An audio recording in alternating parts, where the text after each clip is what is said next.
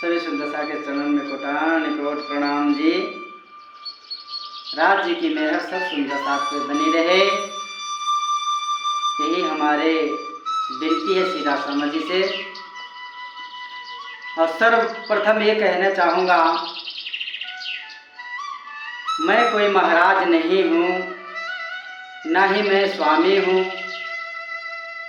बस ये जानता हूँ, मेरे दिल में यही रहता है कि मैं आप लोग के चरण का धूल के समान ही हूँ। लेकिन कुछ सुंदर साथ जो हमने एक वीडियो डाला था श्री साहब जी के ऊपर आहूजा पंथियों के नाम से, उस पर बहुत से कमेंट आए थे कि जिसे बाणी पढ़ने का ढंग ना हो, बाणी का अर्थ न निकाल पा रहा हो, वो आज बाणी की चर्चा कर रहा है। तो मैं हमेशा यही कहता हूँ, भैया हे सुंदर साथ जी, हे मेरे भाई, मैं कोई महाराज नहीं हूँ, मैं कोई स्वामी नहीं हूँ। हाँ, अगर मुझे भी कोई स्वामी बना दे और कोई मुझे पूजने लगे तो मुझे शर्म बहुत लज्जा है, क्योंकि मैं उस लायक हूँ नहीं। बोले श्री प्राणनाथ प्यारे की जय।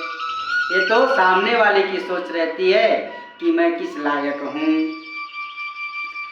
अब रही बात तारतम की, आहूजा पंथी कहती है तारतम, हमने कहा था वीडियो में, तारतम जो शुरू से लगभग 400 वर्ष हो चुका, शुरू से जो तारतम चला आ रहा है, ये आप बीचपुर में बदलने वाले कौन होते हैं?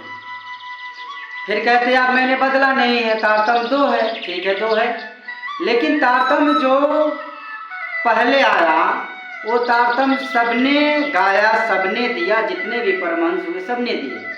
तो आप कौन होते हैं दूसरा वाला तारतम देने वाले? आप कौन होते हैं देने वाले?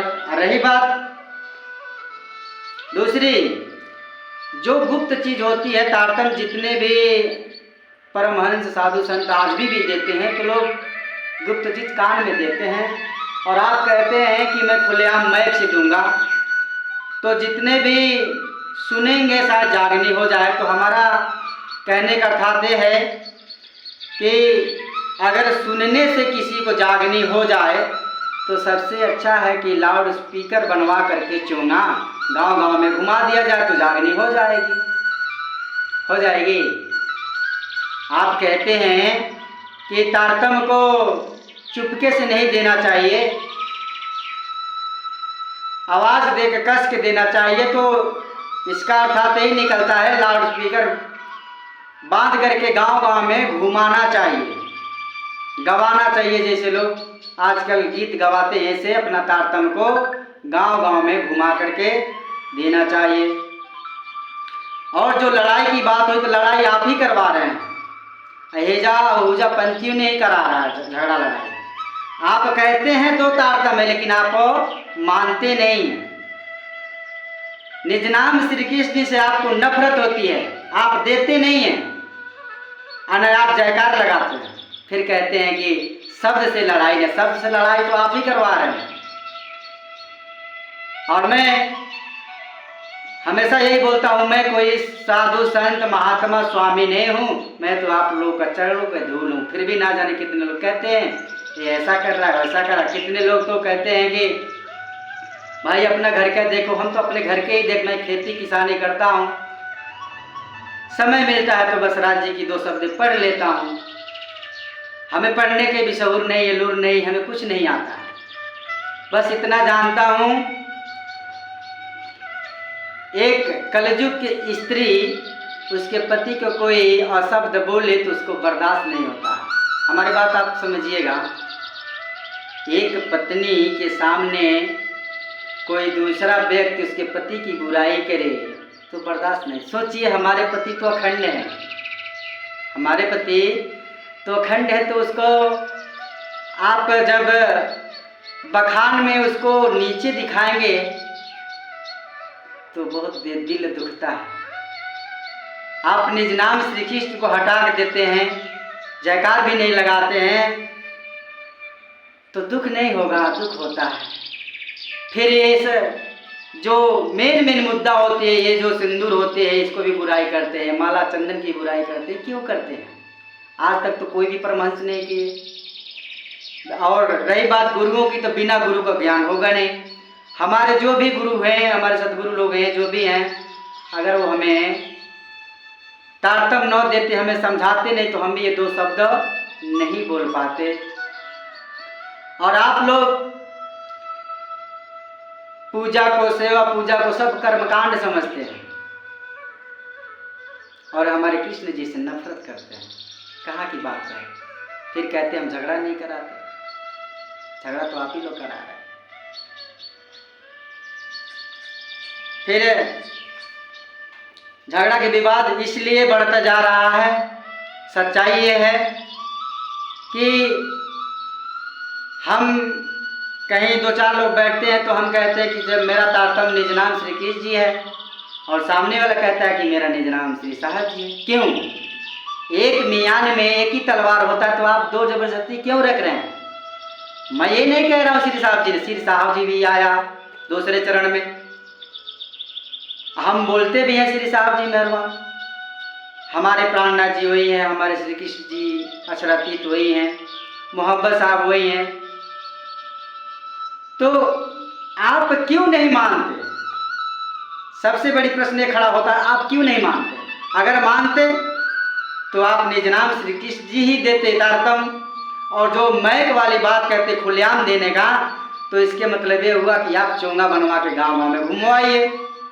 देख कितना जागनी हो जाती है। अरे जिस समय श्री राज शर्मा जी स्वयं खड़े थे, उस समय मुस्लिम कंट्री के लोग नहीं जगे, औरंगजेब जितने भी मुस्लिम कंट्री वो लोग नहीं जगे, तो क्या हम लोगों को साहब करने से वो लोग जाग जाएंगे? कभी नहीं जगेंगे। जब तक श्री राज जी की मेहर न होगी तब तक कोई जागने वाला नहीं है। लेकिन यहाँ पे तो जबरदस्ती है। लेकिन फिर भी ये राज जी की मेहर है कि जो भी ये जागने की कार्य हो रही है, आहूजा पंथियों को द्वारा ये भरमाया जा रहा है। धर्म का आड़ में मैं तो ये कहूँगा, चाहे कोई नाराज हो, चाहे मैं, पहली बात तो मैं कहता हूँ, मैं महाराज नहीं हूँ, मैं संतुष्ट नहीं हूँ, मैं किसी का स्वामी नहीं हूँ, मैं खेती किसानी करने वाला हूँ। हाँ इतना है, ये राज जी की मेहर है जो बोल रहा हूँ, नहीं तो उनकी मर्जी अभी ना हो तो ये बोली मेरी यहीं पर बंद हो जाएगी। मुझे बहुत कष्ट होता है जब कोई हमारे पिया, हमारे अक्षरातीत कृष्ण जी को जब कोई बुराई करता है ना, उनका मेन मुद्दा छोड़ करके दूसरे टॉपिक पे बात करता है, उसको छोड़ देता है। और यही हाल है। मैंने जगदीश आहूजा जी का वीडियो भी डाला था, जो जगदीश आहूजा जी स्वयं कृष्ण जी की बखान कर रहे हैं और समझा रहे हैं, कृष्ण के बिना कुछ इस जीवन में होने वाला नहीं है, ऐसे बखान भी कर रहे हैं। लेकिन फिर बाद में आगे चल के राज जी जाने, जो जानते हैं, जो भी विवाद हुआ, फिर आपने धर्म अलग कर दिया, वहीं से जड़ का झगड़ा का जड़ स्टार्ट हुआ। तो अब आप समझदार हैं तो आप क्यों नहीं सुधार करवा लेते? क्यों लड़वा रहे हैं? इस समय तो आपका सत्ता है स्वामी जी, आप क्यों नहीं सुधार करवा लेते हैं? झगड़ा विवाद मेन जड़ तो आप हैं, आप ही करवा रहे हैं। मैं ये कहूँगा, मेन के झगड़ा आप ही करवा रहे हैं। अगर आप चाहें तो ये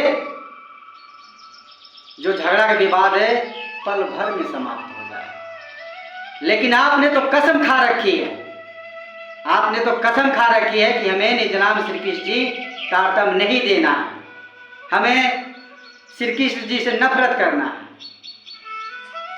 कैसे होगा सोचिए। मैंने कहा एक पति, इस कलयुग की बात कर रहा हूँ, एक पति अपने पति की बुराई सहन हो तो हमारे अखंड पिया जी हैं, वही हमारे प्राणनाथ जी हैं।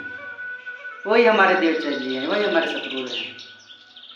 फिर आप लोग तो इतने बड़े गादी पर हैं, परमहंस हुए, आप लोगों से क्या कहना। हमारी जो भी त्रुटि होती है उसको चरण के धूल को समझ के हमें माफ़ करें। हमें क्योंकि ना बोलना आता है, ना पढ़ना आता है, ना लिखना आता है, हमें कुछ नहीं आता। और जितने लोग कहते हैं वो आप सच्ची कहते हैं, हमें कुछ नहीं आता। बोले श्री प्राणनाथ प्यारे की जय, सतगुरु महाराज की जय।